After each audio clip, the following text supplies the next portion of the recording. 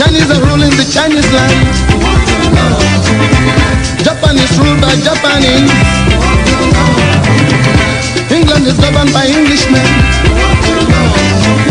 America is governed by Americans. So Africa must be ruled by Africans. I wanna know the land. We must rule from Cape to Cairo.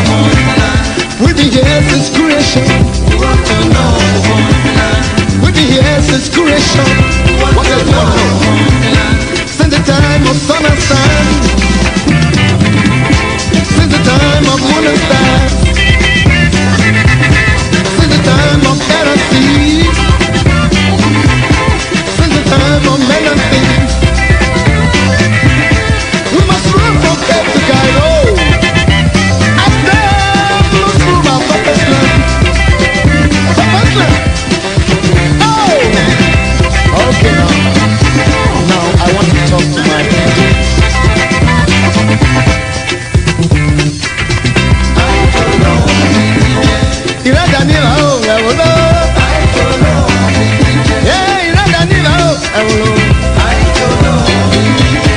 Ebili soro badaneba. Now we are the crossroad. On the femo, Dogbera. Ebili soro badaneba. On the femo, Dogbera. Ofali mu meya gbera baba.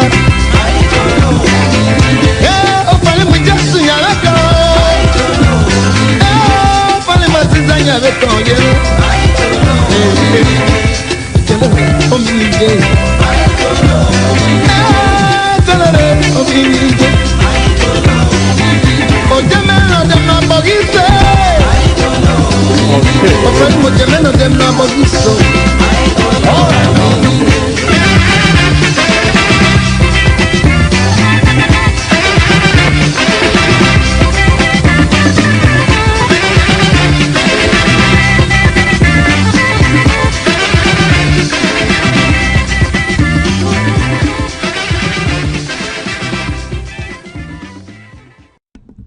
Welcome, ladies and gentlemen, to ABC Amber Television, live coming to you from the great state of Texas, precisely here in Houston, Texas. And I'd like to welcome all of you who have tuned in from ground zero, from ground one to the diaspora, Asia, Canada, USA, London, or the UK, Germany, everywhere. Where you find yourself as an Ambazonian. It's a privilege, as usual, to come to you with a special broadcast with a very, very enduring panel that sits here to discuss this state of the struggle or the revolution, as some would love to call it. Ladies and gentlemen, this is going to be very, very exciting. Please go ahead. Hit your share button and let us quickly as possible, populate this platform 700 in the next 5 minutes. 5 minutes. Don't touch your remote. I'll be right back.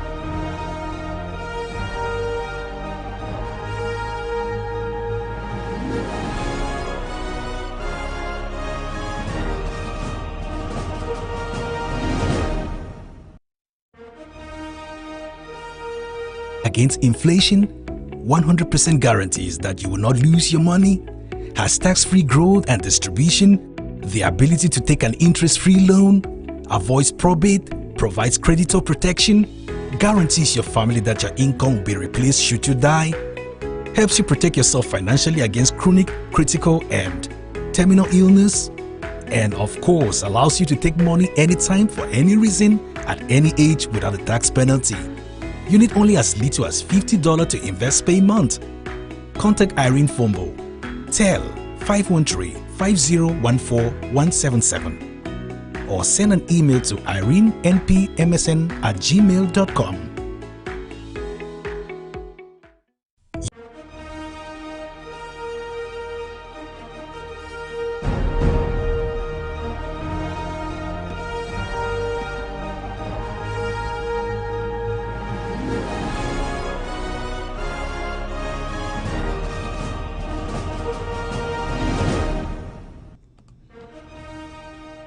Welcome back, ladies and gentlemen. Again, it's a privilege to come to you today with the update on the Ambazonian struggle that has been now ongoing, ladies and gentlemen, for 4 years and counting. 4 years and counting. If there is anything to learn from what we have witnessed, from what we have encountered for the 4 years, it is that Ambazonia is determined never again to be slaves in the land of their birth. We started this struggle, this conflict as 2 cubes of sugar. Unfortunately, the 2 cubes of sugar refused to dissolve as the enemy expected. The 2 cubes of sugar have dragged the whole country of French Cameroon, La République du Cameroon, into a 4 years protracted conflict. And at the moment, La République du Cameroon is desperate, hoping that we surrender, we give up, we follow them to Yaoundé for some form of negotiations. The 2 cubes of sugar say, no, we have not yet dissolved, and so there can be no settlement. That is the state of the revolution. The 2 cubes of sugar are saying, we are raising more money, we are raising more money, we are equipping our defenders, our fighters, we are giving them everything they need, in that if it would take 40 years, to see an end to this battle, to this struggle, Ambazonia, the 2 cubes of sugar, they are determined to fund this war to the very end. To the very end. And ladies and gentlemen, this is a very, very precarious moment, a very, very precarious moment in this struggle, because we see La République du Cameroon crossing from one leader to the other, trying to persuade them to negotiate with them unilaterally, trying to keep some aside. And this is, let me say this. If you do not know, we are at the very moment where we were in 1961, where you had Ahidjo, you had Foncha, you had Jua, you had Mona. And Ahidjo was crossing the carpet to make sure that he used the gullible ones like Mona to unseat Jua. And at the end of the day, once that was done, we were sold to La République du Cameroon. We are at that point again today, in 1961, where we see French Cameroon crossing from one Amazonian leader to the other, and what they are trying to do is persuade them, put money in their pockets to persuade them to come over to their side, to speak their language, to dance their dance, the dance of divide and conquer. So we see this happening now almost on a daily basis. We see what is happening in Kondenge, where leaders are juxtaposing here and there, running from one prisoner to the other, getting them to sign some documents, supporting their positions, rushing over even to Boya prison to get prisoners to sign some papers supporting their positions.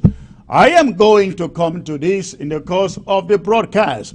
But again, I'd like to welcome all of you and ask you, please, go ahead, hit your share button. Let us populate this platform. It is going to be a very, very exciting broadcast today. So please, go ahead. I want to see these numbers rise to at least 700 before I can come to you with a proper presentation and with the panel of the day. So please, if you have just joined, go ahead, hit your share button. In the meantime, let me see who has joined. And please do me a favor and do Ground Zero a favor by hitting your share button. Let us populate this platform as soon as we can, so that I bring you this exciting presentation. Okay, so let me see who is on board right now. We are we're over 400 now. Wonderful. You are doing a great job, ladies and gentlemen. So please hit your share button. As you join. This is going to be a very, very exciting broadcast here today. So let's get that done as quickly as possible. Let's get that done as quickly as possible. It appears I can't get my network connected here.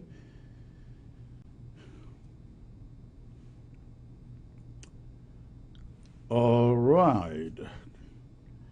Let's see who is here. Please, ladies and gentlemen, I like the pace at which the numbers are increasing. So please, if you are just tuning in, if you are just joining, go ahead and hit your share button. Hit your share button and invite others to join. Go ahead, hit your share button and invite others to join, please.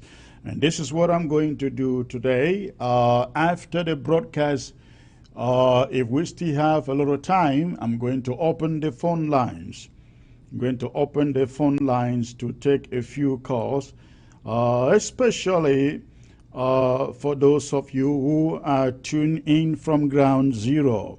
I will open the phone lines for a few questions or comments, contributions from you. In the meantime, I am waiting for those of you on the social media to hit your share button. Hit your share button and let us populate this platform.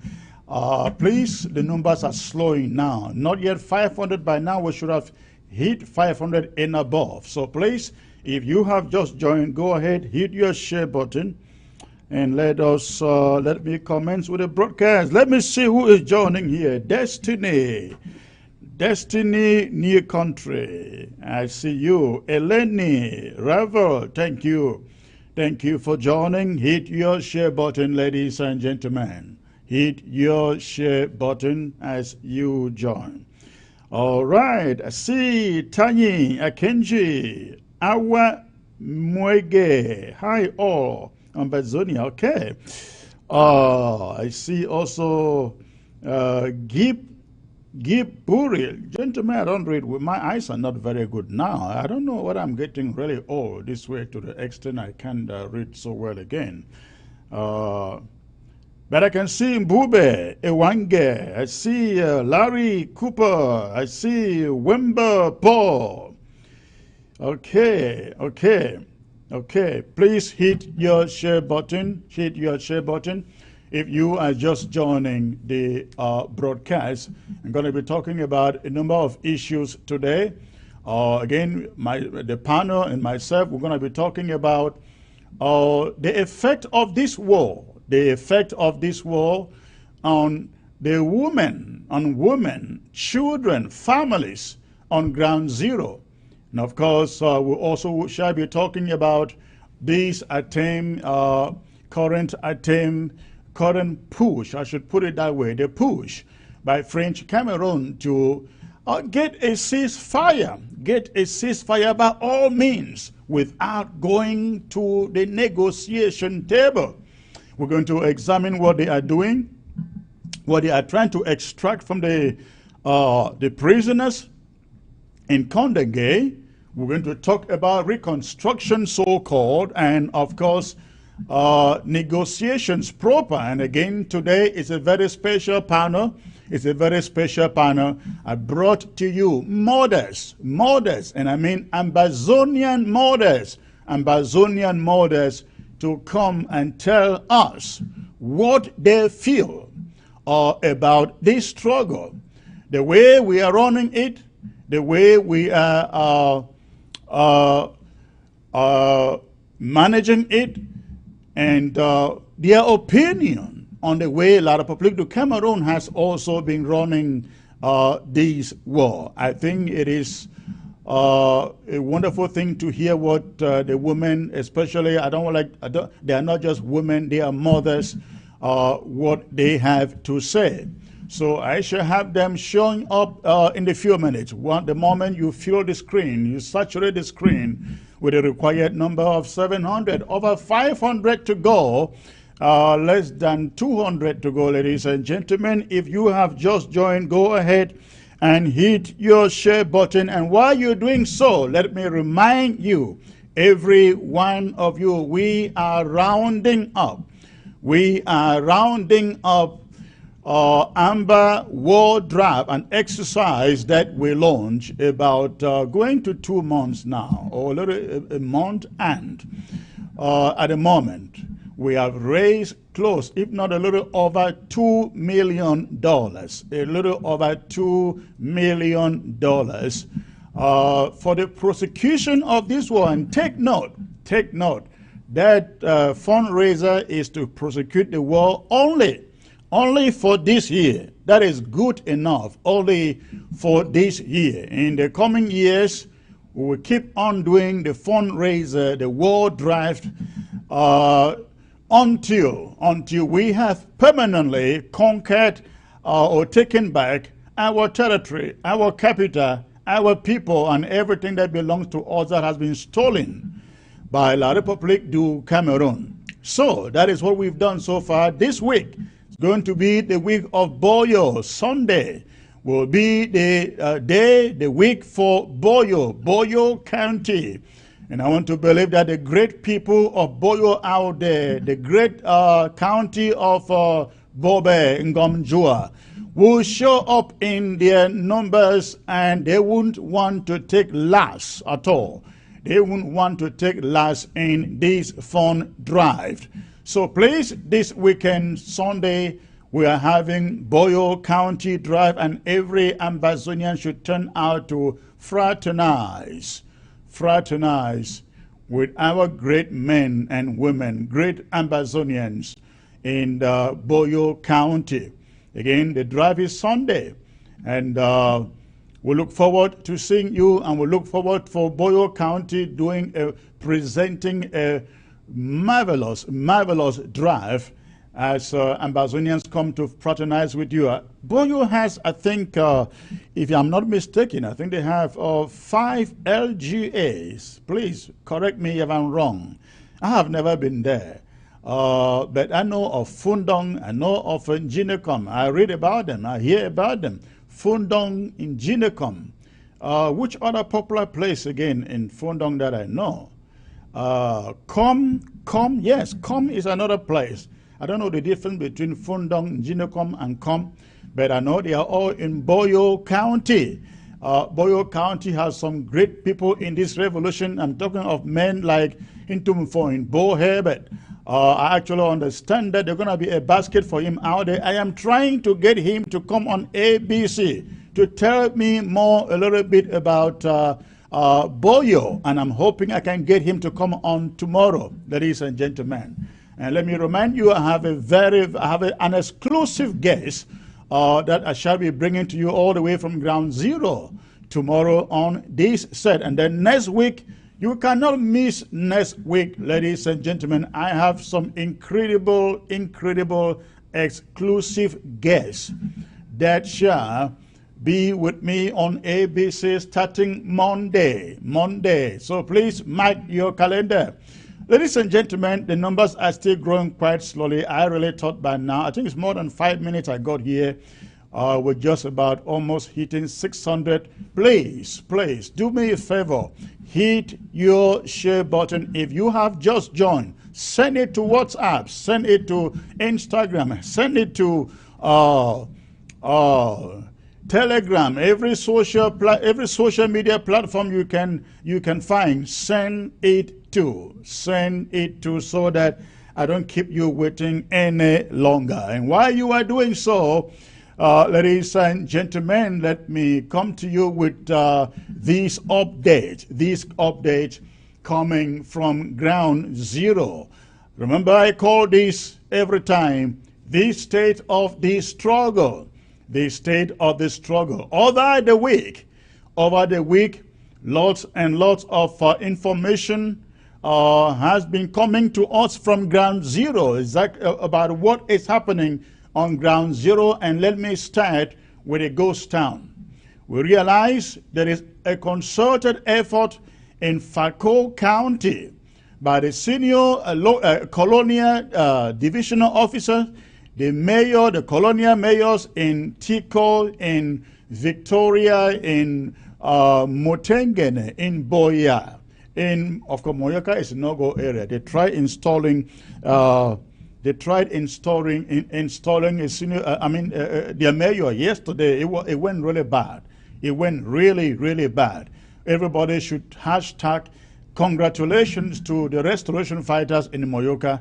Those boys are incredible. Gabonese and all of them out there, they are doing a terrific job in Moyoka. Everybody out there, hashtag congratulations to the black tar council out there. And of course, today, I think in Ketunjia, they are called the Tigers, right? Yes. An incredible job that they did out there, ladies and gentlemen, in Moyoka and in Ketunjia Indop. I think precisely the colonial officer for Indop alone has been ejected by helicopter to Yaoundé for emergency treatment following his confrontation with his troops yesterday with Ambazonia restoration fighters. So I like to appreciate those boys out there on behalf of this interim government. Those are their 2 cubes of sugar that have refused to dissolve. And they are not going to dissolve, not at all. But let me go back to the subject of ghost towns. We have learned of the concerted effort in Fako County by the colonial mayor, the colonial mayors, and the colonial SDOs to stop ghost town on Mondays. Last Monday, they went and locked up a number of shops in Tico and I think also in Boya. Then they had the people pay 25,000 francs for those shops to be unlocked. This Monday is coming for another ghost town. And I sent this message out, not just to the DOs, colonial DOs, and the colonial mayors. I also sent it to the inhabitants of Tico, Mutengene, Victoria, Boya, Munya, of course, that these ghost towns, they are a testament, they are a witness to the international community that we have control over ourselves, that Ambazonia controls Ambazonia and decides what happened in Ambazonia. Therefore, anybody listening to the instructions of the colonial officers in these communities of Tico, Mutengene, Munya, Boya, Victoria, you are doing so at your own risk. We have resolved and decided no more taxation to a country in which we are not represented.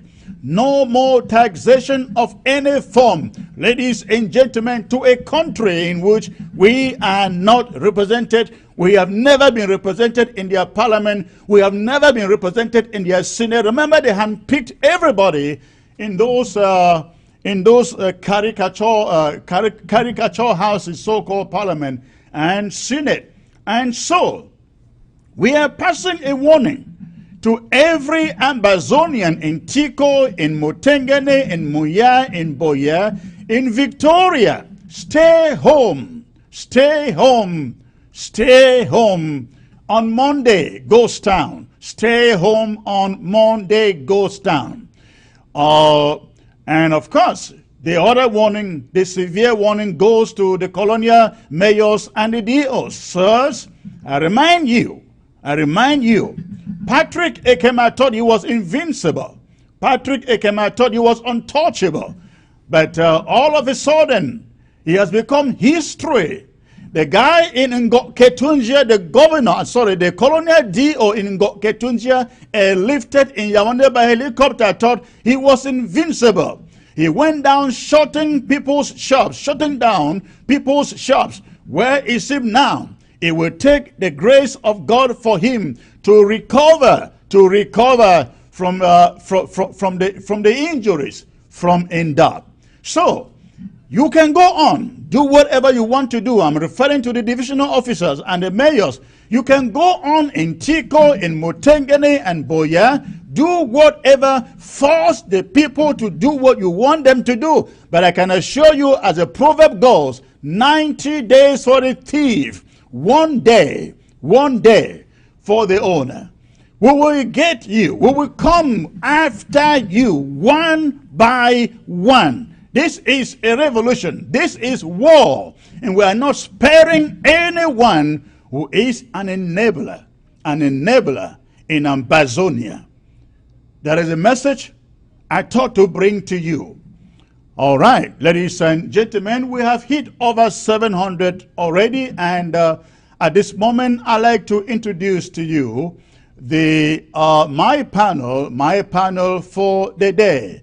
I have with me on the set, ladies and gentlemen, joining me from the great state of California, Dr. Patience Abido. Dr. Patience, great to have you, ma'am. Greetings, Secretary Chris. I extend greetings to all our viewers from all over the world, especially Ground Zero and Ground One.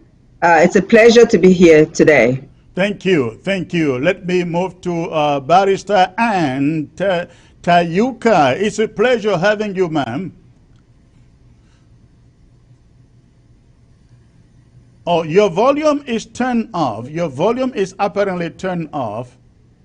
Yes, it's on. Are you getting me? Okay. Yeah, thank you, Secretary Chris, for having me.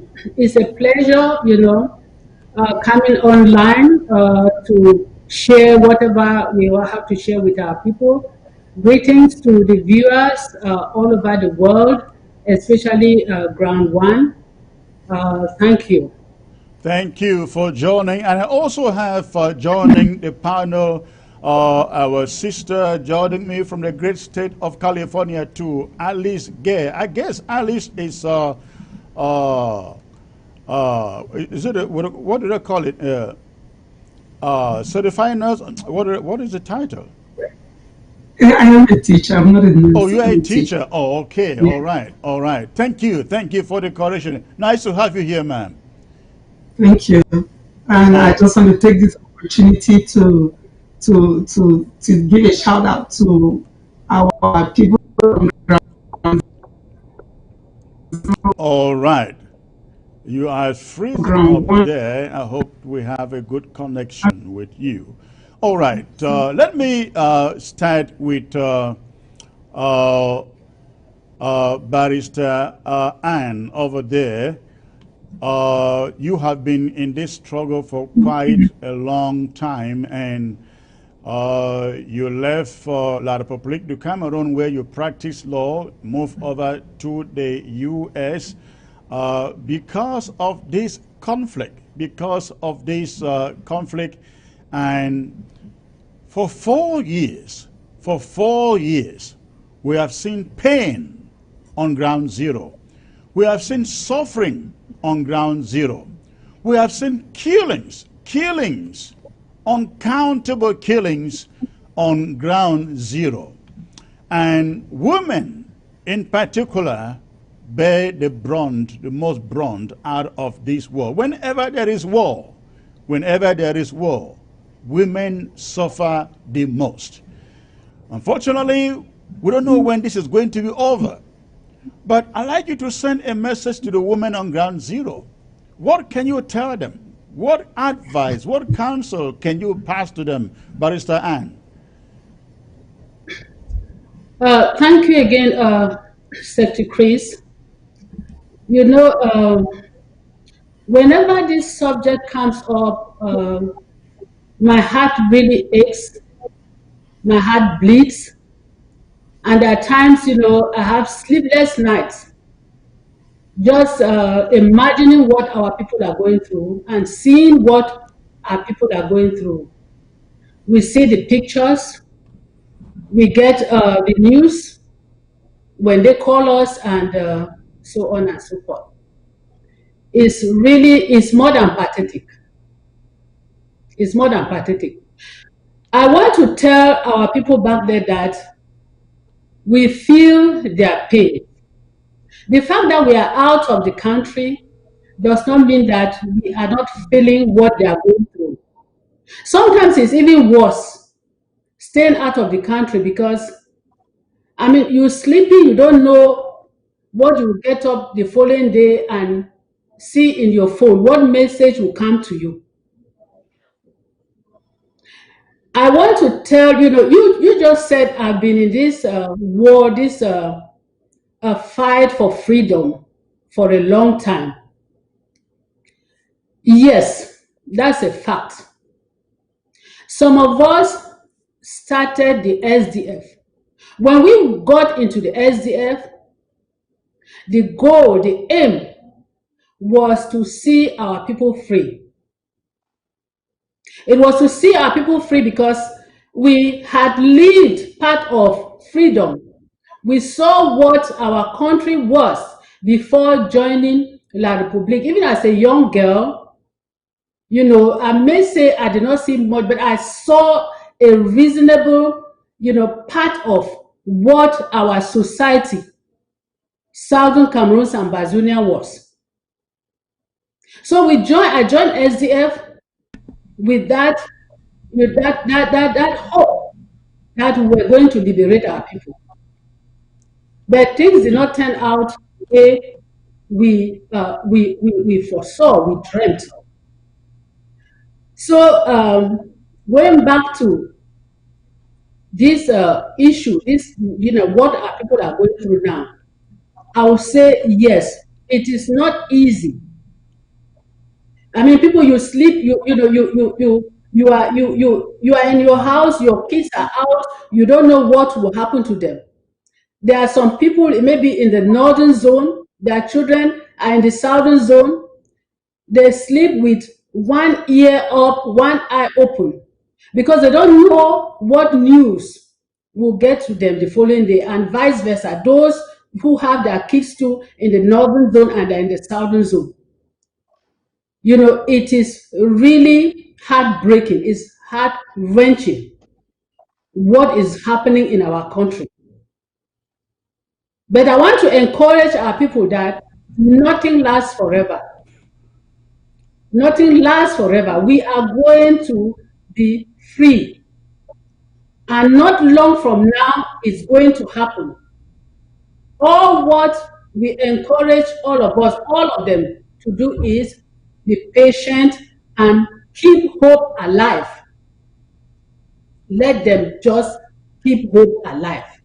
All right. And those who are resisting to keep resisting. They should keep resisting, because nothing good comes easy. Thank you, Secretary Chris. Thank you. Let me get to Alice there. Alice, I am sure you have received or listened or heard lots and lots of stories coming from ground zero of pain, of suffering, from women, from children. Can you tell us some of the stories that you've received coming from ground zero?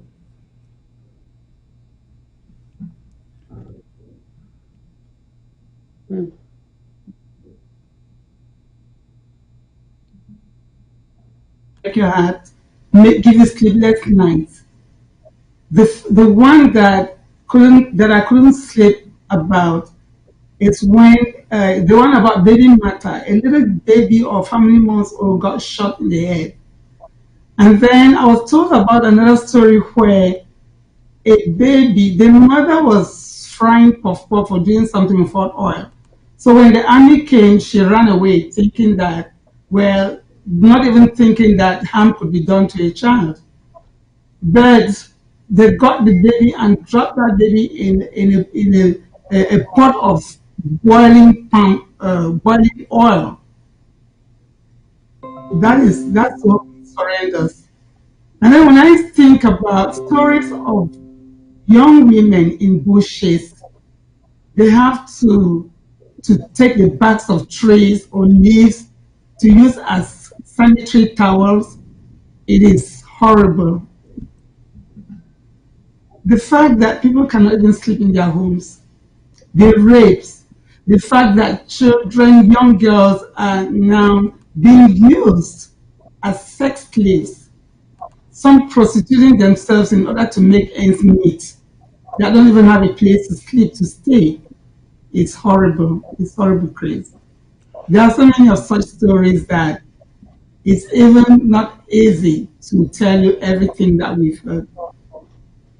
All right, let me get to Dr. Patience. I'm sure Dr. Patience, being the women leader in this interim government, you have received lots and lots of horrible stories coming from ground zero. What are some of those stories that you are hearing from ground zero?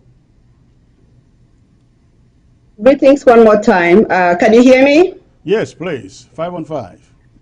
Okay. Yeah, the nightmare continues. Before I get into that, I just want to thank Sister Anne, who has been fighting this revolution for a long time, since the days of SDF. I just joined this revolution a few years ago, more because of the humanitarian needs. And as time went on, my desire to do more became eminent. With regards to what is going on, Secretary Chris, there are many types of stories. The one that I recently heard has to do with women whose lands are being seized. You know that the woman is really the backbone of the home. And if there's no husband to give the support, then the woman is there a liability in the sense that they are taken advantage of. I've heard cases where La Republique has taken ownership of people's land and is building property in their land because these women do not have any voice. And when they were asked when they asked the mayor or those in authority to do something about it, they were asked to bring millions of CFA, something that they don't have. We also know of cases of young girls. Let me add that land subject is something that we're going to handle one of these days. I am working on it because you are absolutely right. We have learned of heard of report upon report of people's lands being confiscated. Where they are not confiscated, people who want to get documentation for their lands, they can't get one because the people at the Land and Survey are francophones who would not issue those documents to these legitimate landowners, both in the northern zone and the southern zone.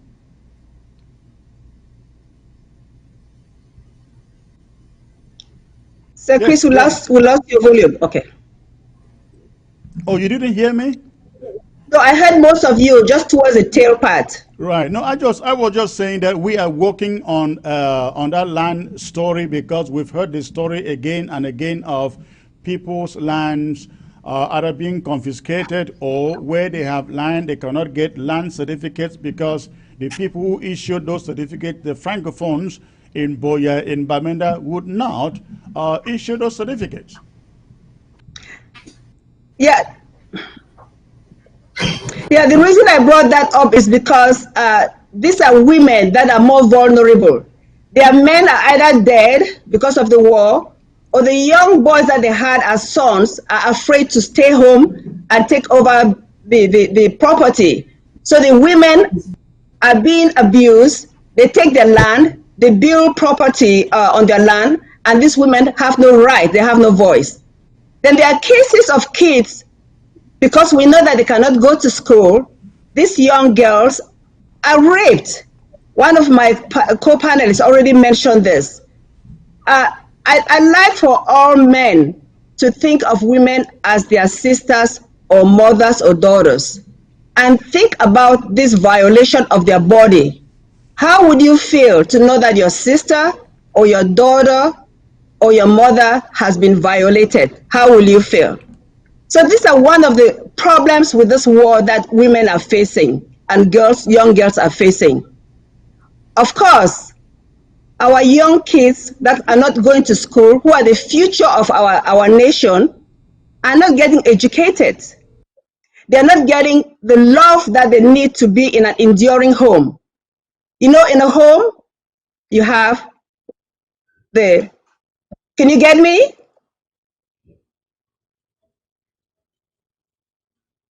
Looks.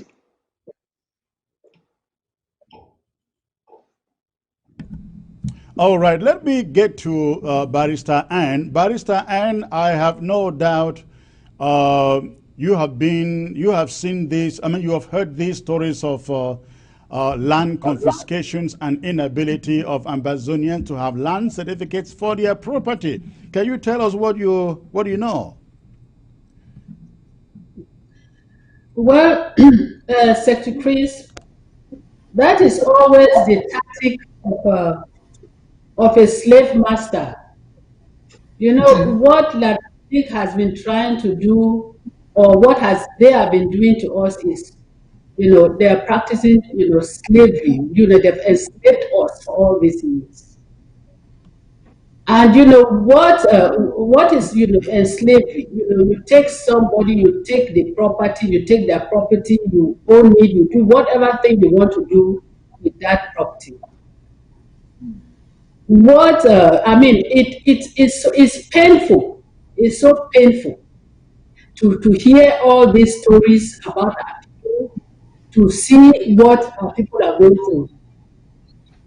At one time, it was even, they had to even, grab, native land from the southern zone, native land, and shared it to their people, did whatever thing they wanted to do with ease. But thank God that the chiefs rose and then they got part of that land. Yes, this is what is happening. It's happening. They are grabbing land. Even people who even have their own land and want to establish land title.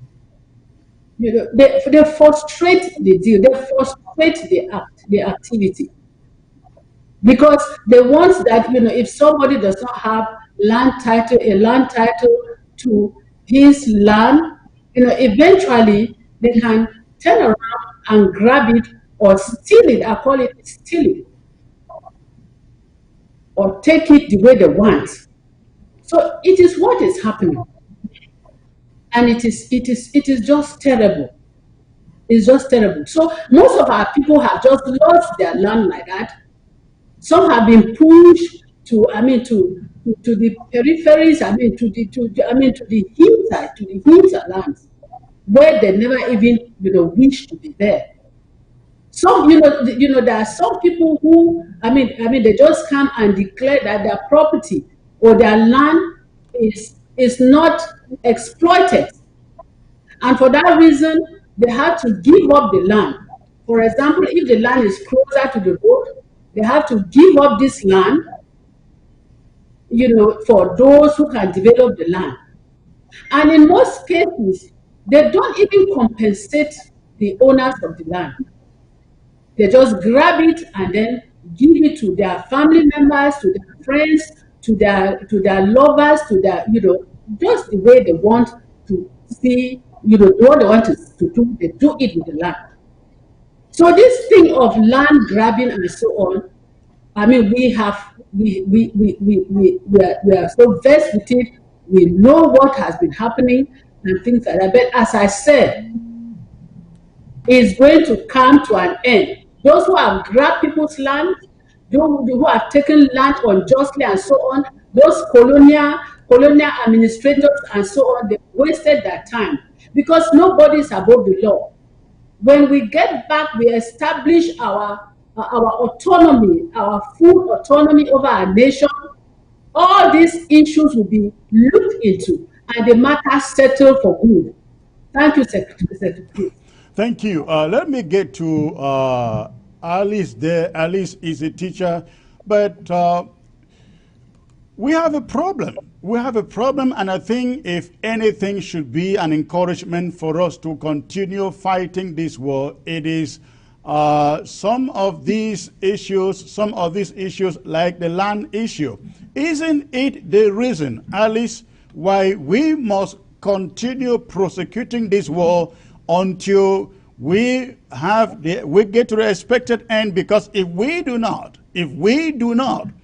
not only is the land gone, but essentially our children go back home and they have nowhere to settle. If we should stop it or end it or surrender.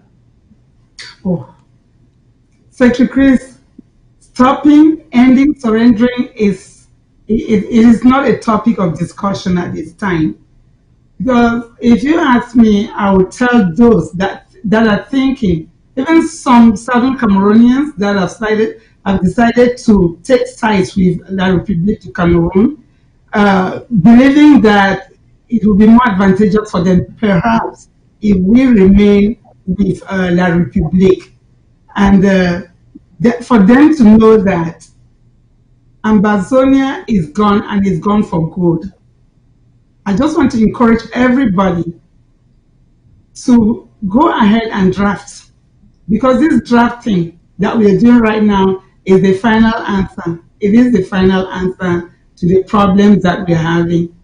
Chris, I myself am a victim of this land issue. Tell us. The fact, yes, because I bought a couple of pieces of land for close to 10 years now. I've not been able to have the land certificate. People have taken money from me every day. Oh, they do this, they do that. Up till now, I don't have the title, and I've Where had is the people. land, in the northern or southern zone? I have one in the northern zone. It's the same problem as in the southern zone in Mile 4. The same problem. So you cannot get a So, land title in the northern zone and in the southern zone. southern zone, yes, because why? The divisional officers that are there are francophones, Right. and you know the game that they play. Yeah, Right. they get the money, they try to get money for themselves and so on. How much how much have you spent trying to get those titles? I have spent close to 10 million francs CFA, And you still haven't gotten it. and I don't have it. I don't have it yet. Close to 10 million. Yeah, so to think that one that would stop now is not a question. It's not something that we can even discuss. Just this morning, I forgot to mention earlier. Just this morning, in my village of Bafocho, we were told that the army passing through Bafocho, went into people's homes, took money, beat individuals, burned down one house while passing and going through to Bali. So those are the things. We're still suffering all those things. I don't even see how we can go back. There is no turning back at this time. There's no turning back. Let me ask you, Alice, you are a teacher, and you know one of the mountain that lies in front of us is the education of our young people who have been home for close to 4 years now without going to school. Yes. Tell us the consequences. Can it be recovered at all? The consequences are great. There's going to be a huge gap for these people. I know that the education department is working on a curriculum that will enable them to catch up by assessing students and young people to see the gap in their knowledge and then to catch up. At the same time, I mean, the women's department and the education, they're recommending that people can study instead of sitting and watching TV from morning to night. Take your books and turn the pages, read. And most people have cell phones now with internet. Go on there instead of chatting with your friends or talking to some people. Look at certain topics and read. Just study, Or on the other hand, we were discussing this the other day. The kids or parents and mothers in this case, because ones that are everything right now, they're the backbone of the family, supporting their children in every way. Just make sure that the kids, if they don't go learn a trade, learn how to sew, learn how to do something, and then fry puff, do anything to keep yourselves busy, but at the same time. And I believe that just by that reading could advance people. It could advance. Your parents don't need to be educated. All they need to do, because my mother did that to me, is take your book and turn the pages, read. And she'll be watching me and like, oh, you didn't finish that page because I saw the way you went fast and that kind of stuff. Yeah, so I'm thinking that it is true that there's going to be a huge gap in the educational achievement of the people that are suffering this war, but that gap can be bridged somehow for the kids to acquire professional skills. All right. Yeah. I will pose this question to all of you. When this struggle began, we all thought 6 months, 1 year, 2 years, it should be all over. And we were all thinking that we're going to accept some or negotiate some form of state, talking about a federation, a federal country, a federal Cameroon. We've gone past that era right now, and we are down to full-fledged independence for Ambazonia. Are you people surprised? Are you people surprised? I'm talking about the women folk. They're surprised that this thing has gone this far. And are you surprised also with the intransigence of La République du Cameroon from coming to the table to negotiate? I'll start with Dr. Patience, please. Yeah, Secretary Chris, we've all heard the phrase that this is a God-ordained revolution. That is a God-ordained revolution. Because of that, we believe that it will take a shorter time than it did for the Israelites to get to their promised land, despite all the distractions and games being played by La République. Am I echoing? No, we'll get you 5 on 5. Okay, I seem to be hearing myself. Okay, so with that said, I think that because of the impact of social media compared to other revolutions in the past, this will be shorter, despite the distractions that are coming. It's a two-way sword. In the past, for example, the Eritreans, they didn't have the advantage of social media. So it may have worked to the advantage in the sense that the distractions didn't also come to dissuade them on their path. But we believe that social media is important for us because it tells the truth. You know, the truth always sets the direction of where things have to go. La République cannot say, oh, we are not killing people. There are no pictures, there are no images. Because it tells the truth, the journey to the final land should be shorter than without social media. I joined this struggle again, I said that just barely 3 years ago, getting to 4 years. And I'm really impressed on everything that is going on. And I believe we'll get to Boya sooner than later. All right. If I may get back to you with a question, are you surprised how long the war has taken? Because again, from the onset, we thought 6 months, 1 year, maximum 2 years. Many people thought by now we should be in Boya. You know what? That would have been a possibility if we didn't have the divide that we have. And Secretary, please, Chris, please bear with me. I want to use this opportunity to say what I think is the problem. Okay. We made great waves when we announced that we've restored our nation in September of 2017, and then we had our independence on the 1st of October 2017. And then Seseko Ayuk was the president, or the interim president. After he was abducted in January of 2018, a couple of months later on, acting President Sako was made the president. Bear with me. He was kept incommunicado for several months until we found out what happened to him.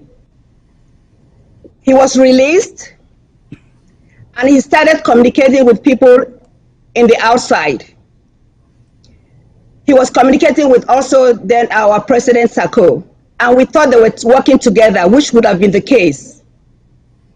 I want to say now that where we are now, I am blaming Seseko Ayuk Tabe for the divide in the interim government, because the interim government is the largest group, the largest body that endorses our struggle.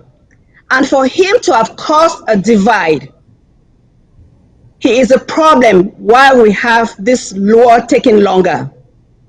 And there was a journey from how this got to here.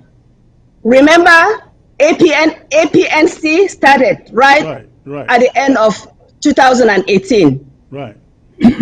Right after that, you had Fontem Neba coming in with his own APSCNC. Pardon me, I forgot the acronyms. And then there was SCLC. Then after that, and all of this was geared towards having Dr. Sako removed from office. He is a prisoner. He is a prisoner. I'm talking about Ceasefire Ayuk. He's a prisoner, and what gives him the authority to have the decision to make us slaves? Because he's entrapping us. We cannot move further as fast as we should be. So then he had the plan to take Asako out of office. I don't know whether Seseko is genuinely for our struggle. And if I'm wrong, please forgive me. I met Seseko once. Let me say this, let me go back. He came to California in 2017, on the 22nd of September 2017. He flew from New York to California, and we received him here. On that same day, we had a reception for him. And I asked him this question. I said, why is our problem, our revolution taking so long? Why is there so much division? At that time, people like Ayaba, Akwanga, Bo Herbert, and the others were not supporting him. So I asked him this question. And he said that you can only do what you can do. You forge ahead, even if people are not supporting you, as long as you're on the right side. So I'm asking him this question.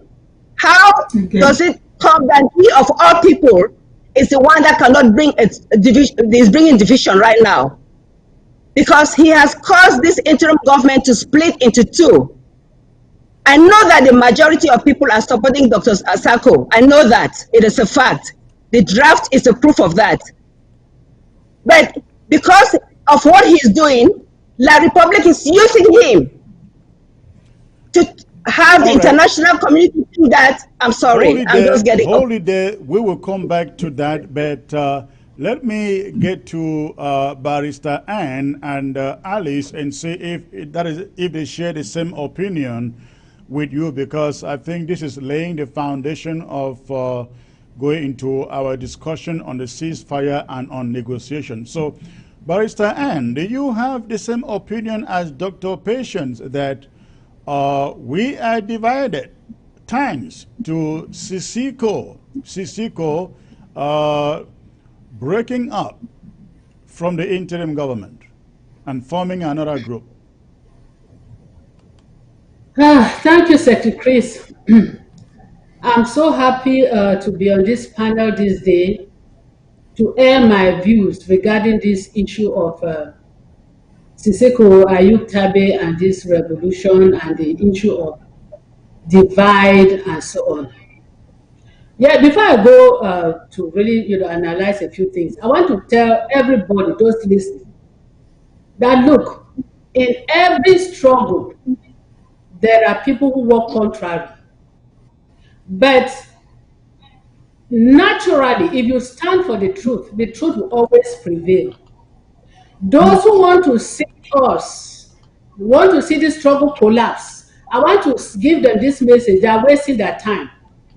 Because, as Dr. Patient earlier mentioned, this struggle, being a godly ordained struggle, is controlled by God. And no matter how man would try to destroy it, it will not work. Somebody, some people are here, they came up on the social media and they were crying that we don't like Siseko Ayuk Tabe. We don't like, how can we hate our own? We cannot hate our own. When Siseko was made the interim president, We all rallied behind him. We supported him. Chris, I'm no longer living with my daughter because I took a decision that I was going to leave her house. When she reproached me that when I almost died, when they picked up Ceasefire, I almost died. For more than 1 week, I could not eat. Those who are close to me will testify to this. I could not eat because I did not know where they were. I was praying, we were praying and fasting with a group of people and some pastors and things like that. If we hated Ceasefire, I don't think I'll be doing that, or I would have been doing that, or some of us would have been doing that. We rallied behind him on the social media. I'm somebody who does not like to, maybe challenge or quarrel and so on. I got into heated argument with people. I was not supposed to do that because of Ceasefire when they were opposing him. All right, now he regained his, he resurfaced.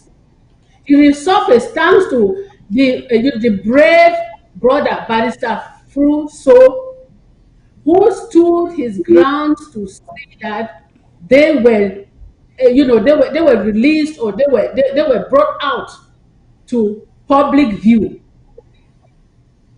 When he regained this, this appearance, when we saw them, he had to stand against us. The people who almost died when they were picked up. The people who gave up a lot when he was leader. We supported him. We were supporting him because we were supporting an ideology. We were supporting an agenda. We don't support individuals. We don't support individuals. We support an agenda, a program. And the program he was leading was the liberation of Ambazonians and Ambazonia, the country. Tell me, can you tell me, and can you tell me how much you think what Sisiko has done has affected the progress that we would have made in this struggle? Dr. Patience says maybe we would have been in Boya by now, but for the division that he brought in, tell me from your understanding the level of hindrance that Sisiko's action brought into the struggle. It is commonly said, divided we fall, and together stand. Yes. He had not brought all that confusion, creating a parallel government and so on, we would have been far off, closer to maybe in my 17 in this trouble. So the action he took,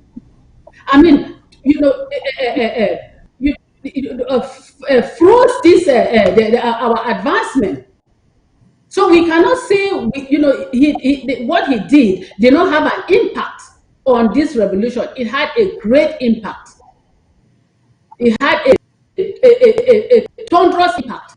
Even coming to what was happening with this my trip to Boya, Tabenya refusing to go, for audit and things like that, thanks to what the advice Siseko Ayutabe was giving him. We had to we had a break financially because of his action. Because somebody may ask me that, but how did you know he gave that advice? There is nothing hidden under the sun. We know what was, transpiring between, his those he left out here, vis-a-vis, our activities. So, that action of his,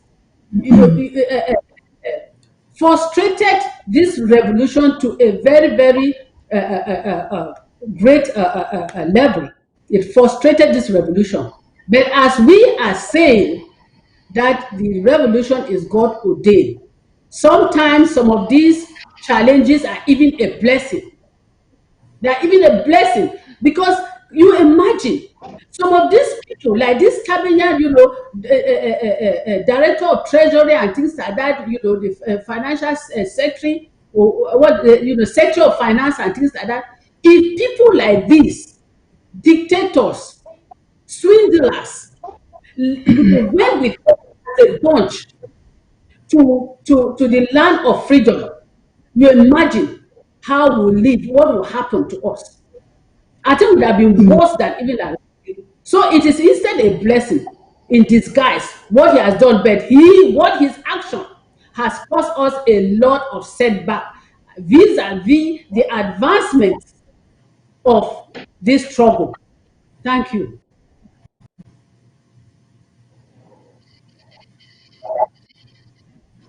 Secretary Chris, we can't hear you. Okay, all right. I guess you can hear me now. Thank Yeah. you. Let me move to Alice. Alice, you have been following the cacophony, the so-called divisions, which to me are not really divisions. They are divisions for people who do not see the need to collaborate or cooperate. We are where we are today again because of what Sisiko did. This is a man we fought for. This is a man we did everything when he was moved to Yaoundé to see that they were all in good health. Many people do not know what went on in Yaoundé for, I don't know whether 2 months, it was 2 months or 3 months that they were kept in set. And many people didn't even know where they were at that moment. Many people do not know what this interim government did or was doing. Everything went on so well. We communicated until the day the left set moved to Kondenge. Then I guess they were exposed to the outside world and they began to listen to a different set of people who probably were telling them lies, and they believed the lies. Of course, as Anne said, that was the time we started hearing about the APNC, and the news was, oh, Sako doesn't want to will not hand over to Sisiko when Sisiko is released. And I guess Sisiko was thinking that they were going to be out there in a month or two or even in weeks. That didn't happen. We are here today, and it just doesn't appear like they that in jail, in prison, they are rethinking that decision to divide the struggle. We see them talking about ceasefire. We see them talking about negotiations with La République du Cameroon. Let me ask this question to all of you, but I will start with Alice. Tell me what you think, hearing that our brothers in detention are set or prepared to negotiate freedom for free people. Alice, please. Yes, Secretary, before I begin, I just want to state what I believe. What I believe is that everybody that's dividing now did not have an interest of a revolution at heart. I believe that there are some people that came in here for their own individual interest. They came in here to make some profit. I quite remember when Sisiko was made the president, and a lot of people, including Ayaba and the rest of them, they were so mad, calling him all kinds of names. That's because they knew what was going on, because he was on the same side as them. They did not want to, they never wanted to, for us to have the independence. They just want their personal interest, getting rich and so on, by selling us to La République. The first time that I noticed that, like Sister Anne and Patience, I do agree that the division between us is the cause of the reason why it's going to take us so long to arrive Boya.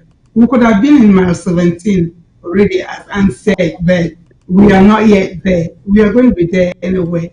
When I first, there was a time we all remember when the whole world was talking about a revolution in the United States Congress, Canada, the United Nations, in Europe, European Congress, England, and so on.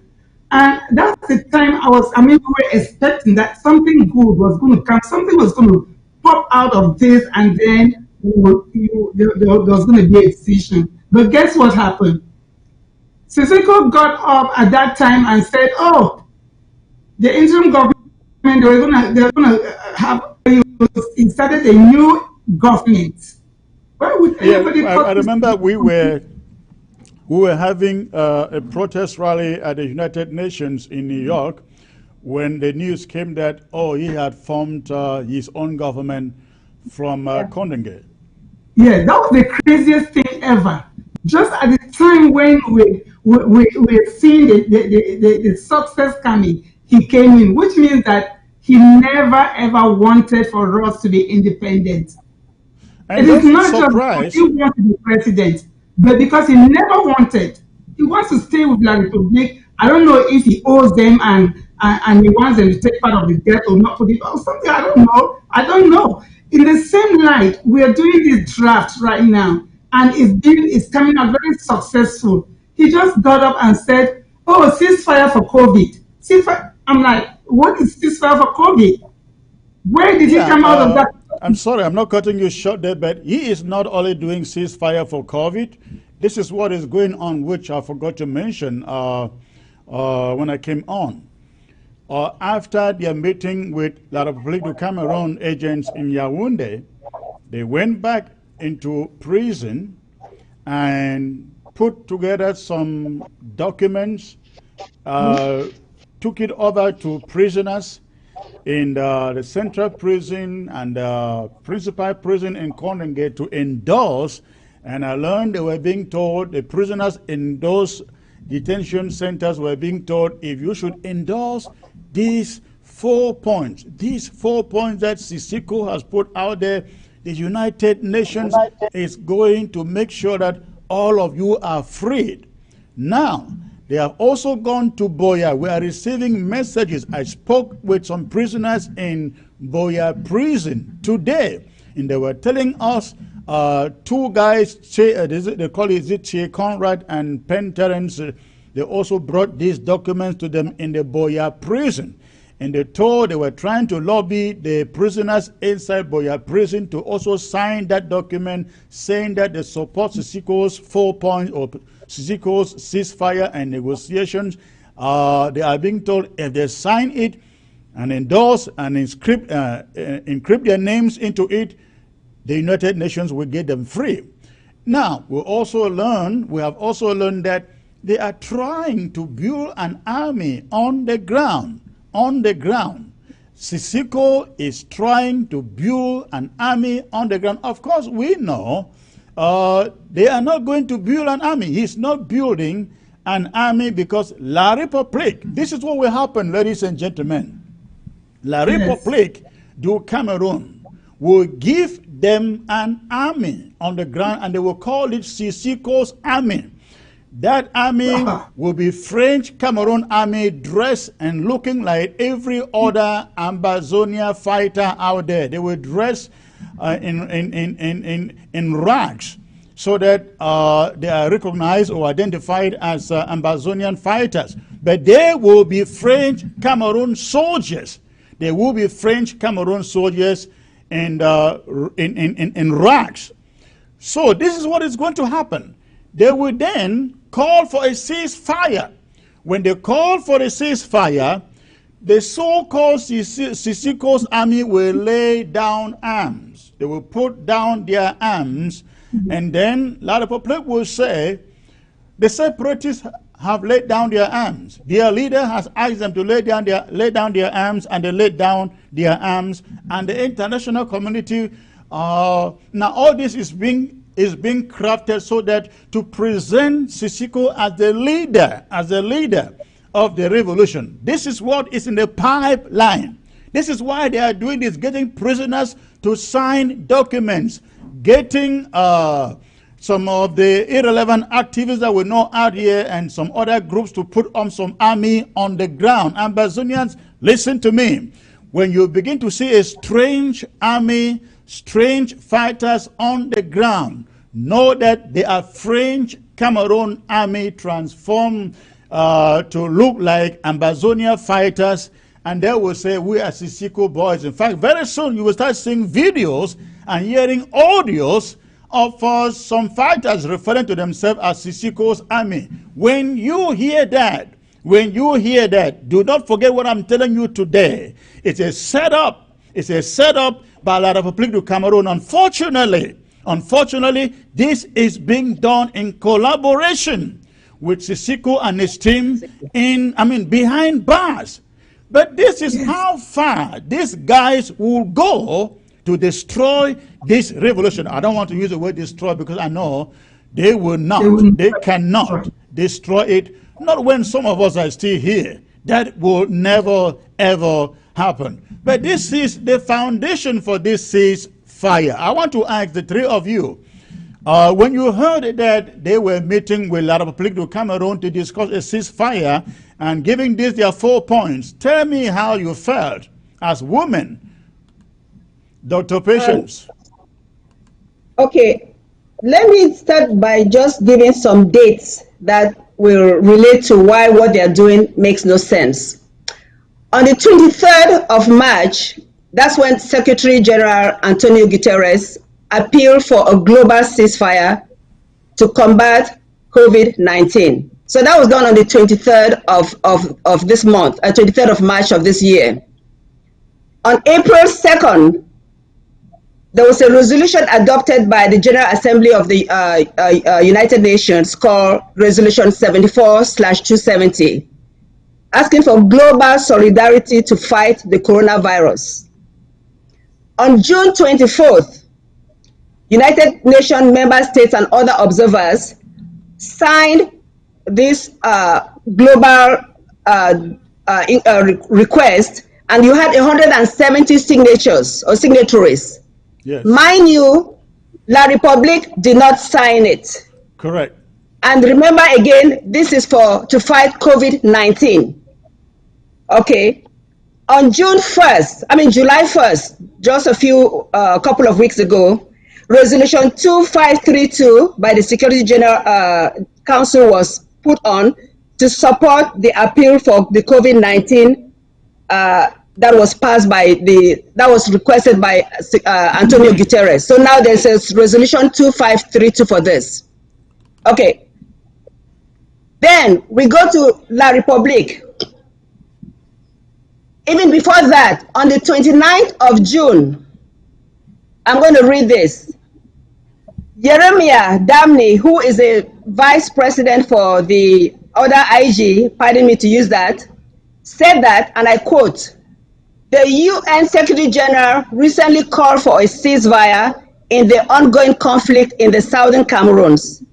In his statement, the Secretary General requested both parties to engage in a ceasefire to pave the way to finding a lasting solution in Cameroon and French Cameroon." That is a lie. That's a misstatement. The only thing that the Secretary General was asking us for ceasefire to fight COVID-19 has nothing to do with settling the problem between Southern Cameroon and La République. So they are using this as an excuse for La République to play its games. But we know that exactly, and that is why we are telling them there shall be no come together between us and La République du Cameroun. La République wants to meet with us. We have an opportunity in Switzerland to meet there on the round table, start maybe with ceasefire if they so much are interested in the ceasefire, and then we can then navigate to any other thing. But we forget one thing, Secretary Chris. We did not start this war. Right. President Biya, and I hate to use the word President Biya, on the 30th of November, after he left a meeting with Macron, announced at the airport that he's going to wage a war on Southern Cameroons. So our young men are simply defending themselves, simply defending our territory. So it's easy. If he just pulls back his army, remove his army from our territory, that is a ceasefire right there. Absolutely. We don't have to do anything. It takes two to fight. So if he pulls back the army that came in our territory, that's an automatic ceasefire. Why hasn't he done that? Well, that is a good question. And that is a question we are asking every authority that matters. We have had meetings with some international personalities who think that we should just sit here and declare a ceasefire. And as you said, our response has been, we didn't declare war. Our fighters have not crossed the Mongo or Matazem to go and wage war in La République du Cameroon. It is La République du Cameroon who cross borders, who is building military camps everywhere in Ambazonia. Should they just withdraw their troops and shut down their camps, Ambazonians will have nobody to fight. So we don't have a reason to even declare or talk about a ceasefire. But that is where we are, and we think that they are. We hope that they are getting us, and there is no compromise as far as this position is concerned. Well, let me just make one more comment that anyone who is really for this struggle, and I really believe that Sissoko and the others are not, anyone who is really for this struggle will realize that the only bird we have in hand right now is a Swiss process. And if the Swiss process is what will take us to the negotiation table, they should all support it. We have no business doing ceasefire. It has nothing to do with us. All La République has to do is pull its army. That's it. So all of them signing documents make no sense whatsoever. All right. Barrister Anne, let me turn to you. You are a lawyer, and we have learned that not even did Sissoko take his lawyers to this agreement, this arrangement. I mean, tell me the implications as a lawyer. What does that mean for you to go and engage yourself in some negotiations, in some ceasefire negotiations, and you don't have a lawyer, your lawyers? Yes, thank you, Secretary Chris. Your lawyer, who is supposed to be your legal mind, who is supposed to speak on your behalf on legal issues. Sometimes we even stand as, moral supporters to our clients. Before I get to that, I just want to remind our viewers that we on this platform, we are mothers, housewives. I was married for 19 years before losing my husband, to natural, natural end, to death. Yeah. It's not like a divorce. My husband passed away in an accident. So we are not just talking as just a bunch of women, or some women who don't have the feelings of children, who don't have the feelings of, maybe partnership, matrimonial, attachment, and so on. Some of us are grandmothers. We are mothers. So, nobody should think that we don't feel what our people are feeling back there in jail. Some may say that they are under duress, they are under threat. But we know that in law, any decision you take under duress or threat has no effect on the litigant or the accused or the criminal, whatever way they want to look at it. We should, our people back in jail, our leaders, or our former leaders, Sissoko Ayuktabe, should know that, where they are, their counsel the lawyers are supposed to be the mediators between them and whoever is discussing with them. Yes, because you know he is fair. He has the legal instruments to back you up with, to back whatever decision you take. And then the issue of pressure, the issue of duress should not even come up. Because when Bala and Contempt were locked or were jailed, without trial, I mean, were jailed in that dungeon or that kangaroo or whatever that prison, the prison, that prison back there, or whatever. When they were jailed, they were advised to stay mute and then listen. Why is it that these other people cannot do same? Why is it that Siseko Ayu Kitabe cannot learn that lesson of Bala and Fortem when they were in jail, when they were in that same position like he is today? Why can he not do it? He can do it. It's not difficult. It's just a matter of determination and deciding. Well, whatever thing they do, we know that those things, they will not have any impact on this struggle. They will not have any impact on this struggle, because a prisoner will never decide for free people. And then some people even bring up the element of Nelson Mandela, comparing Nelson Mandela's situation. He was leader, president in jail, and things like that. I don't know whether they followed up the South Africa apartheid struggle when it was going on. Mandela, it was even difficult for Mandela to even send a piece of paper out just to even greet his people. It was difficult. He was not the one, directing the ANC. It was Winnie Mandela and the other person that was in his vice, that was in I think Norway or Nairobi, one of those countries. It was not Mandela. And then coming to even more of that these are two different fights. These are two different issues. The South Africans were in their country fighting, a system that was imposed on them in their own country.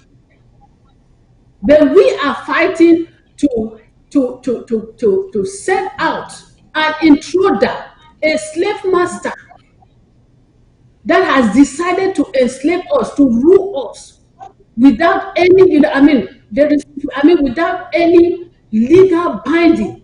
We don't have any legal binding with La Republique. So whatever thing they are doing, whether they are discussing without their lawyers' consent or advice and things like that, it is a waste of time and energy. It will never have an impact on us. And then I want to remind us of the fact that those games that La Republique is used to play, they can never play those games anymore, because we are no longer in the 60s where they deceived our forefathers and did whatever thing they did and so on to bring us together to live in an unholy and illegal union. That time has passed. We have means of communication these days. We have, we have the internet. We can do research. We can send information in less than no time to others around the world. So they should not be deceived. Even if they are under duress, if they are under threat, they should stand, they should maintain their integrity and let us fight.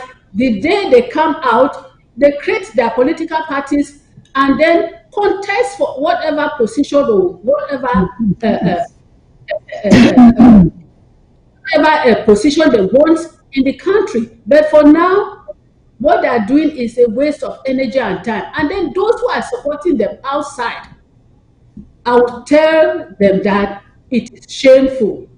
It is shameful. You cannot tell us, some of us, that you love Ceasefire, Tabe, and the others more than we do. You cannot tell us that. Go and look into the archives. When he was out there as a leader, we were those contributing money to Scapac. We were those, financing the revolution. We have always been there. So we don't hate him. We just want things to be done rightly. So the people that are out here are deceiving him. I don't know. I don't know what you are thinking. All right. Are you just supporting an individual because of his, the appearance, because of his, physical, presentation or what? I don't know. And it's like you are deceiving somebody who is in chains, and you are going to answer before God. Some of us, you think that God exists. You will answer this case before God. You will give an account to God that you are supporting a man who is incarcerated, who is by the enemy, to begin to decide for the free people. It's a shame. All right, thank you. Alice, what we see in this prison ceasefire that they're trying to put together at all costs, is French Cameroon securing the ceasefire and then launching Reconstruction, as they have agreed with the UNDP. That is exactly what we see coming. They will secure a ceasefire from these other elements who think they have the power to negotiate a ceasefire. Then, in the course of the ceasefire, in the midst of the ceasefire, UNDP will be on the ground trying to survey the ground to see what bridge they can build, what hospital they can build, what school they can build. And then, in the course of that, the element of fatigue, the element, you know what they call marginal utility. Marginal utility, when you taste saute, you take a cup of water for drink, and then you drink the first cup, then you still need more. You take the second cup, that zeal don't die down, fit. So now with that way, a lot of public it try for do. They will take a ceasefire. Then in the midst of the ceasefire, they start reconstruction. Then once our people see reconstruction coming up, they say, well, let's just negotiate. Let's just negotiate. Do you see it this way, Alice? Yeah. That is, I see that way, I see that coming. But before, I just want everybody to know that, it's already a known fact for those that are in Colonial, that our land, Amazonia, is not somebody's estate. It's not somebody's property to say, I'm going to sign it away and then I make a binding contract that will be binding on all Amazonians. It cannot work that way. It cannot work. So all I can tell Amazonians is to stay strong and continue to fight. Continue to fight. If they do reconstruction, that's up to them, because they're going to go and leave that whatever they for us. Because is it not ridiculous that there are people in the bushes dispersed in foreign lands? There are some even walking through the back roads in the thick forest of South America, walking on foot to escape the pain that they are suffering in our land. And some people think that, it is better to start building. How can you start building in the midst of a war? How can you start building in the midst of a war? People are dying, people are still being killed, people are still being, they're still stealing from people, burning down houses, and you're building. What are you building?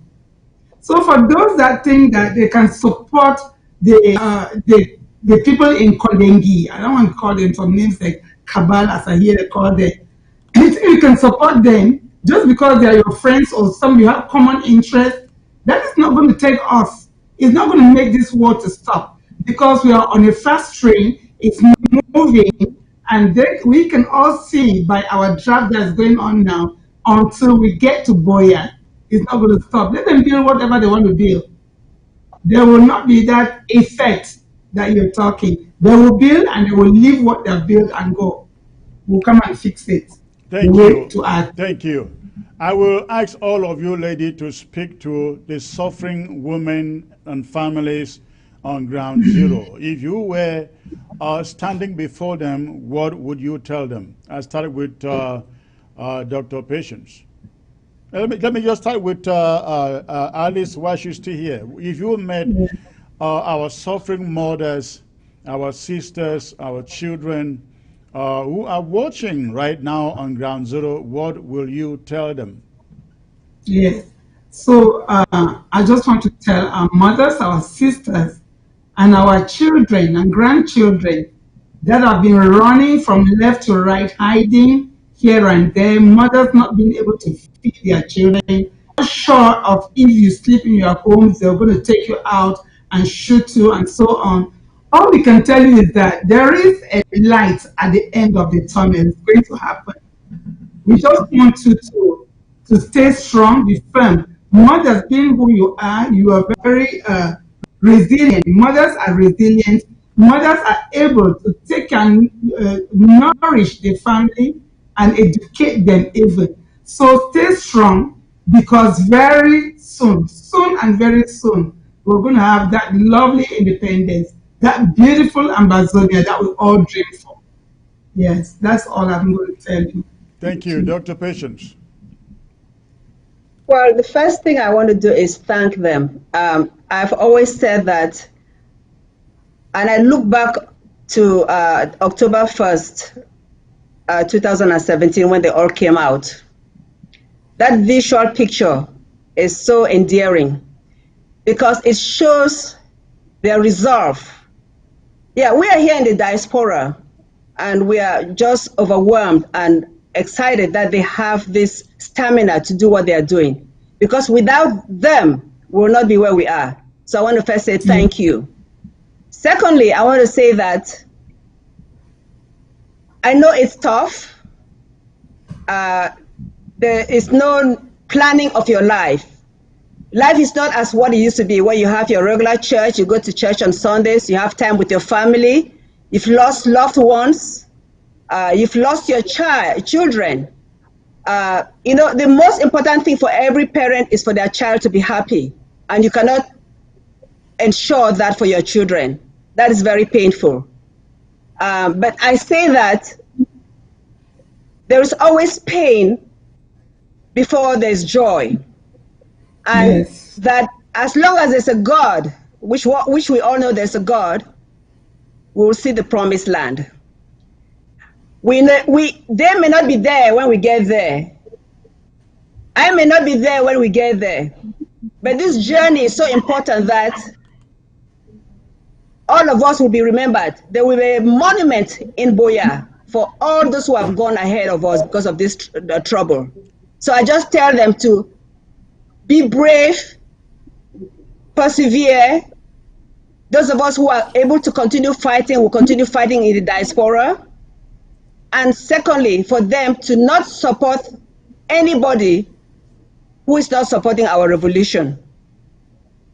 Thank you, Secretary Chris. Thank you, Dr. Barrister. And yes, please, what would you want the suffering Amazonian women on ground zero to know? Well, let me express myself in the language that is generally spoken by most of our mamas and our papas back home.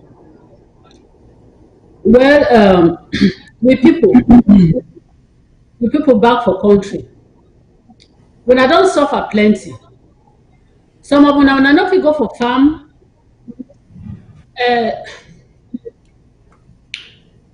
Because when I the fear said they go catch una, that terrorist military go catch una, rape una, or kill una self. Picking them, they don't go school.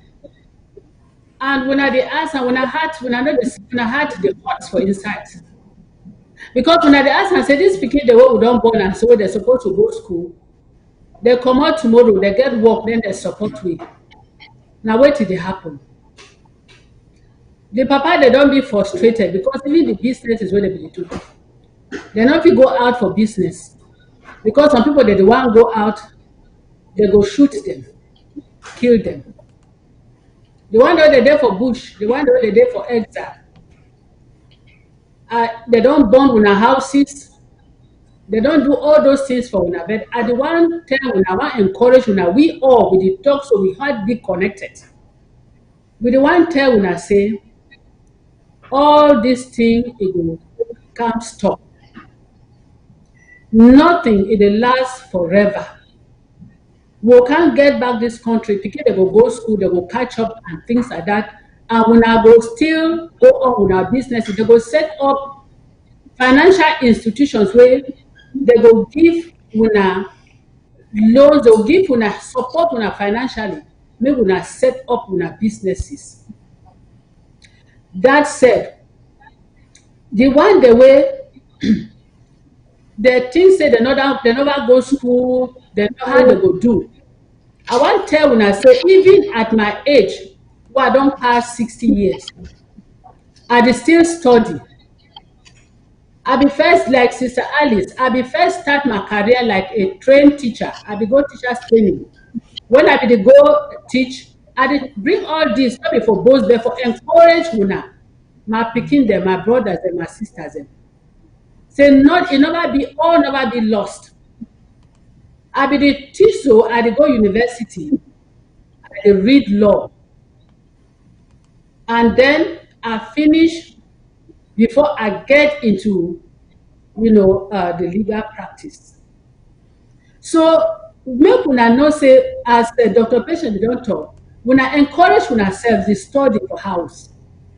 When I get what we get for white man country, for here for America, they so. Some people that they do now what they call and say home teaching. Home studies. They teach that for house. This one of is exaggeration and research. Some people they teach that picking them because they talk say they're not the one they make they go for public school, they go bring bad fashion. So some mommy them, papa them, they teach their picking them for house. So they can't big, maybe in a time when they want to go university, they will go. So when I feel organized, maybe when I get people where they teach picking them for house, when I even pay them in groups, teach them for community, they try for the teach that picking them small. And at any age, when I go still study, when I will still learn, even now since I talk, you know, I stay with me, I get certification as Scrum Master. Scrum Master is now part of information technology. So Chris know that one very well. So time not the late for person for study. For you, it go find something you can't study late, you study the right thing, you do the right thing, or for you do this half-baked education way that you don't impose them for people, you don't impose them for so many years.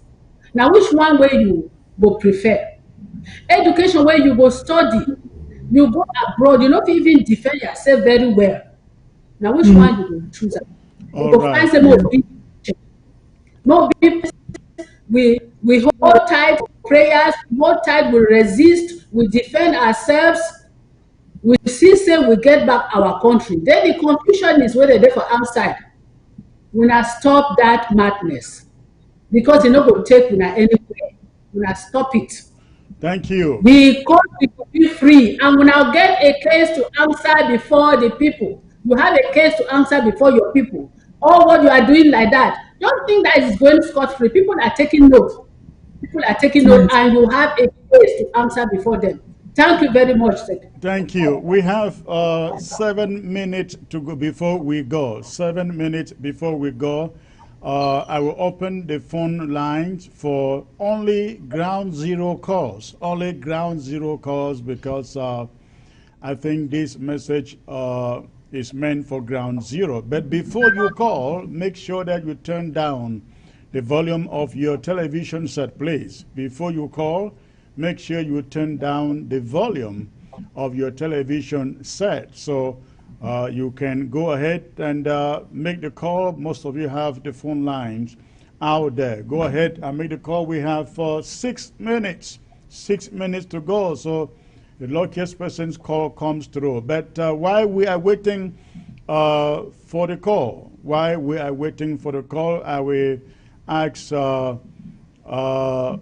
Alice. Alice, weigh in. Oh, I think I have the first caller coming. The first call coming in.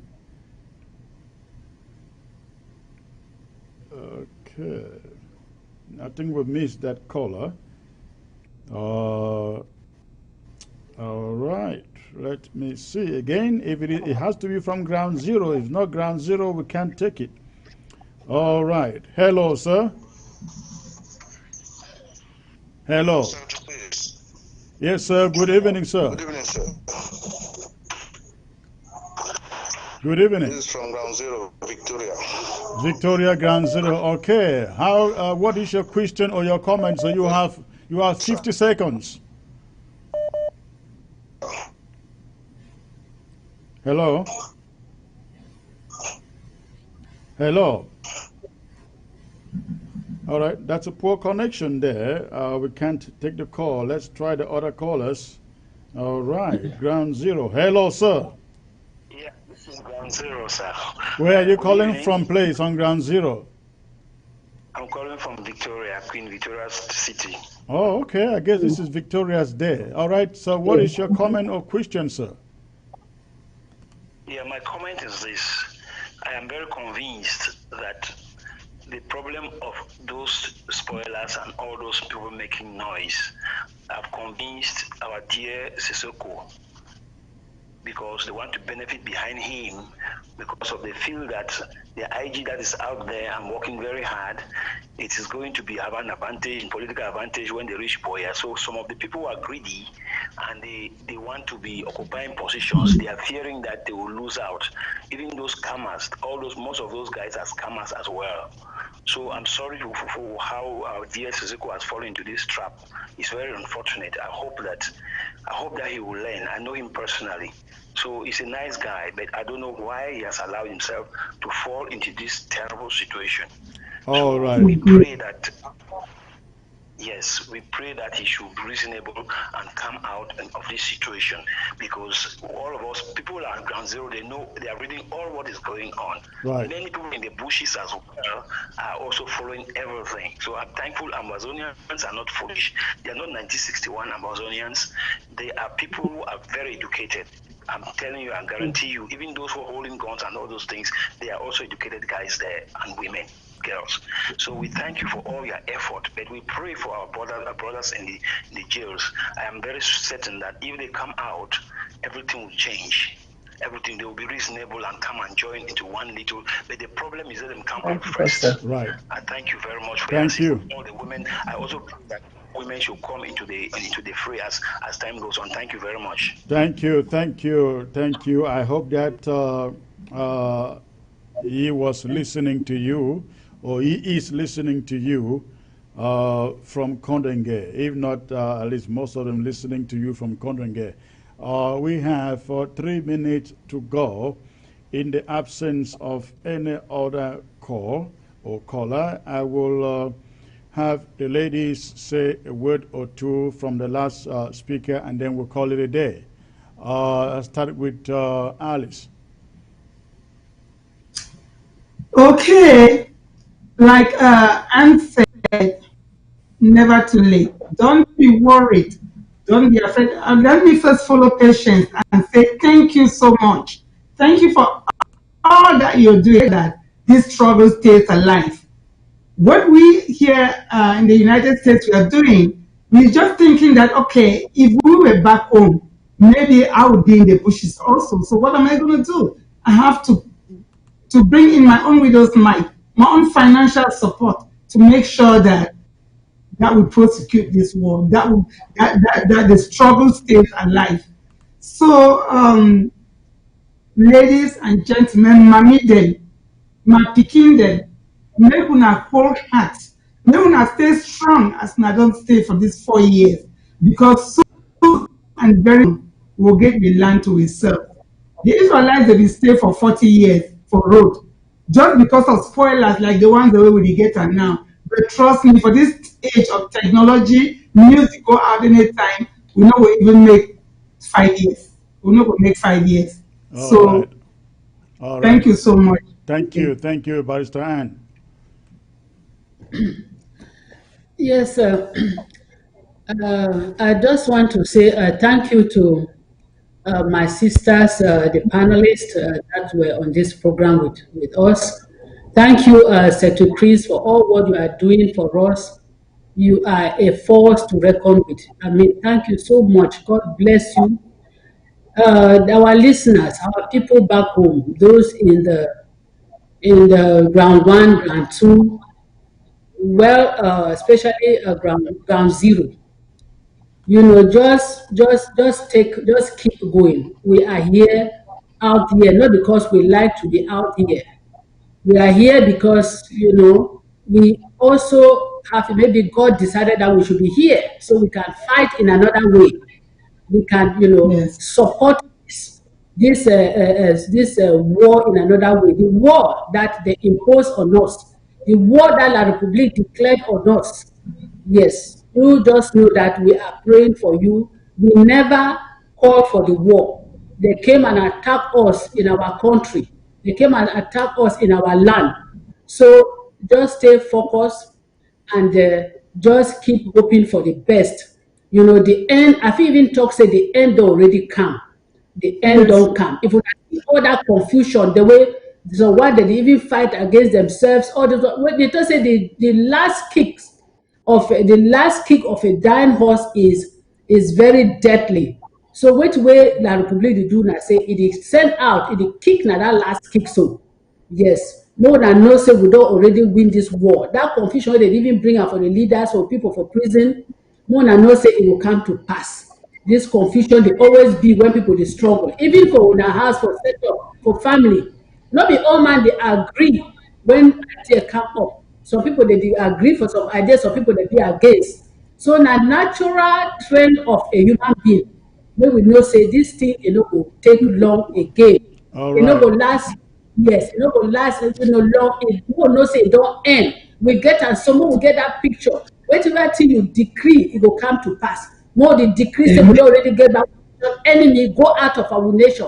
In Jesus' name, amen. God bless you Amen. all. Thank you. Dr. Patience, less than 1 minute. Thank you.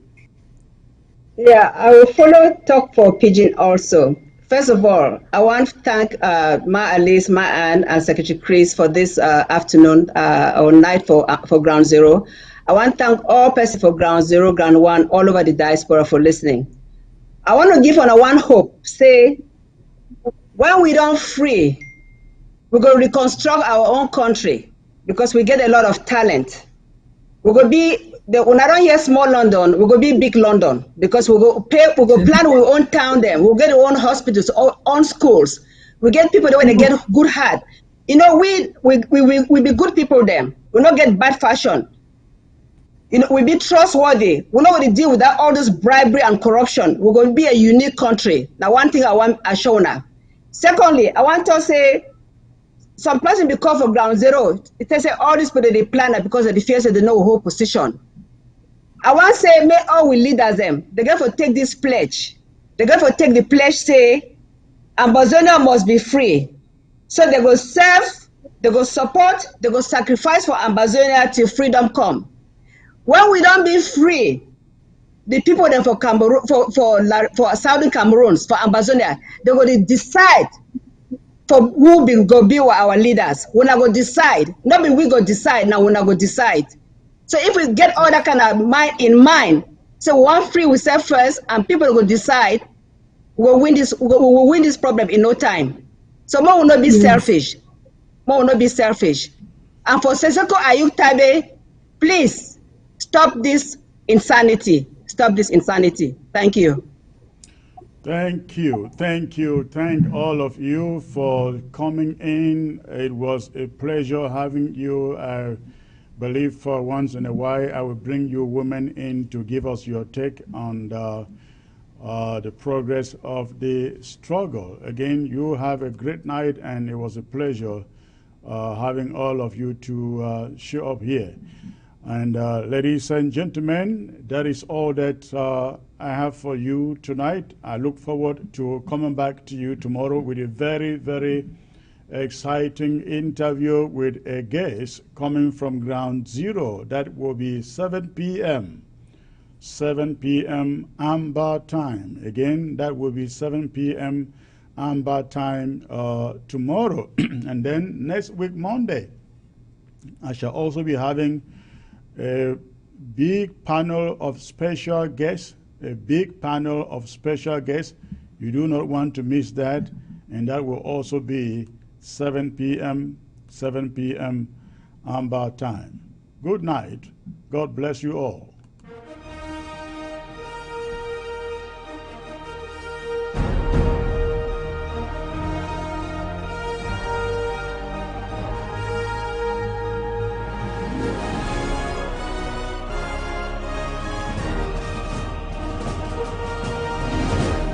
You need a financial instrument that provides a hedge against inflation, 100% guarantees that you will not lose your money, has tax-free growth and distribution, the ability to take an interest-free loan, avoids probate, provides creditor protection, guarantees your family that your income will be replaced should you die, helps you protect yourself financially against chronic, critical, and terminal illness, and of course allows you to take money anytime for any reason at any age without a tax penalty. You need only as little as $50 to invest per month. Contact Irene Fombo. Tel 513-5014-177 or send an email to irenenpmsn@gmail.com.